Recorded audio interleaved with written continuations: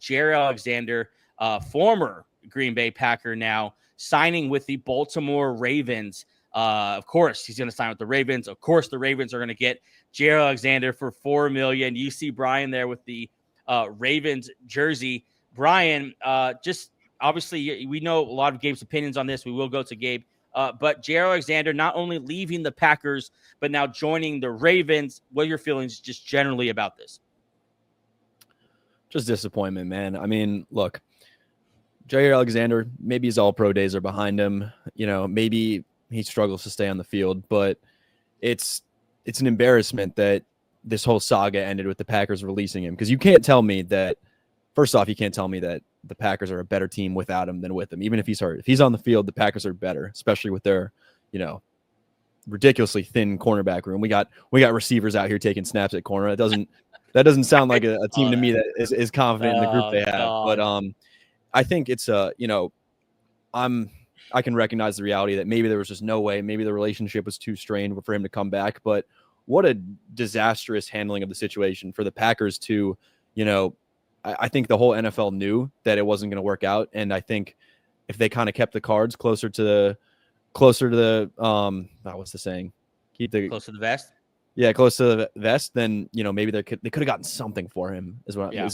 It just hurts to cut him because, like, come on, you know. So I wish that they could have figured it out. His dad came out and said today, I don't know what it is with Packers players and their dad speaking on their behalf. We got that with like Christian Watson, but he said he would have stayed for the same amount of money in Green Bay if they had offered it to him. So, you know, it sounds like they wanted him to take, you know, less than half of what he was making, the Packers. So it's like, I mean, can you blame the guy for not voluntarily reducing his pay 70%? It's just a shame.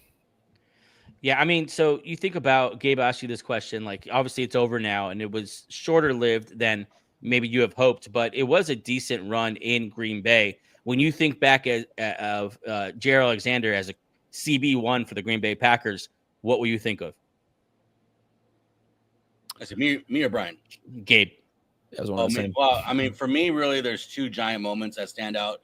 Obviously, the week where, I mean, Justin Jefferson's the best receiver in the league, but the week where he was just a nobody.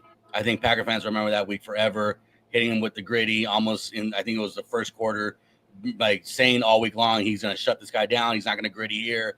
That's a memory that stands out. And then one of the bigger ones, and really, if you're a Jaire Alexander fan, this one's special, even though it's a game that we lost against the Buccaneers and Tom Brady, him being able to pick up Tom Brady twice in a conference championship game, that to me, even though, again, we lost it, it's so memorable that both those picks came at a perfect time. Jaire did literally everything in his power to give the offense a chance to win that game.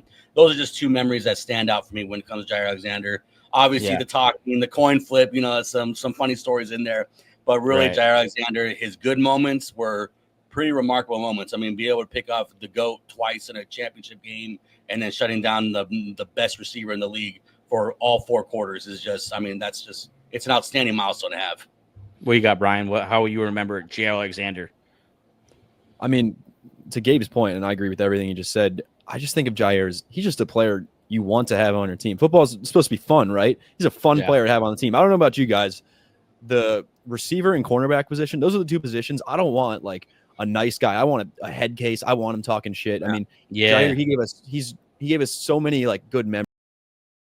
Guy to have on the team, and I know, you know, that's not the first thing that, you know, you look for in a player, but man, was it just, it's like he was probably from the perspective of other teams that he's the super villain you want on your team. I mean, the Justin Jefferson game, you know, going in talking shit. I remember when he hit the gritty on Justin Jefferson, that was in the first quarter of the game, and I was like, oh shit, like, is this gonna like the type of guy who's insane enough? I mean, that's the equivalent of like showboating a race when it's 20% over, you know. And but I love that about him. He just brought that craziness, that intensity, like big person. And it wasn't like he was like a diva. It was just in the best ways, you know, this big personality that just really, you know, shined in a city like Green Bay.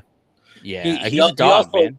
Yeah. Just to kind of add on to that too, that, you know, life before Jaire Alexander, and I know Brian could talk about this, the Packers were looking for a cornerback for, I mean, 4 consecutive years we didn't have a cornerback. Yeah. When we drafted him, I believe 2017 or so like that. That was the first time when we took a cornerback, and he actually finally hit for us after years of just having nothing. So he made a really big mark with us Green Bay Packer fans for sure.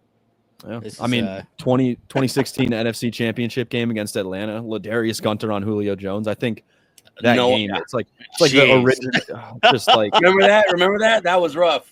But it's like ever since Jaire, it's like we haven't had to live through games like that. And I'm afraid that's what we're walking back into, you know? I was about to say the search is back on, unless you think of the world of Nate Hobbs. The search for CB1 is back on. We will talk about his impact specifically on the defense, the secondary, and the Packers in general. But I want to get your quick thoughts on just, you know, a big personality, a big member of the team. At times, I think for a lot of people, the face of the team. As they're transitioning from Aaron Rodgers to Jordan Love, and who exactly who are the blue chip players on this team. A lot of fans rested in the fact that, well, we know we have a dog in Jaire Alexander for sure. Of course, he ends up in Baltimore. Of course, they're going to pay next to nothing for him. Of course, they have 4 starting cornerbacks on that freaking team now. And I'm sure we'll talk about it a lot when we get into the Ravens, but of course, he's on the Baltimore Ravens. I kind of wanted him in Philly, to be honest. I was hoping we'd get him in Philly. But I think we just got rid of CJ Gardner-Johnson, and he seems very CJ GJ-ish. And so maybe we just didn't want to do that. Don't you guys have enough? Do the rich need to get richer? Rich always need to get richer, brother. Always.